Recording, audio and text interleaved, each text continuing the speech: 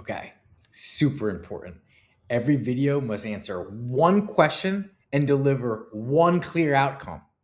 More importantly than that is you should tell the viewer exactly what they're going to get by the end of the video, at the beginning of the video. It's not marketing language, it's clarity.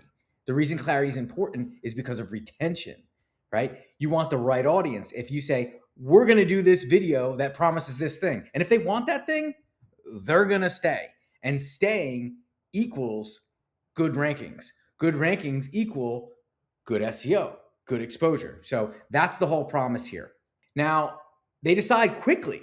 So you got to do this really upfront because otherwise they'll leave. And then the retention, as you know, it signals that the video is worth watching. It's worth YouTube continuing to put out there. So give them a clear promise. You'll get better retention and better ranking.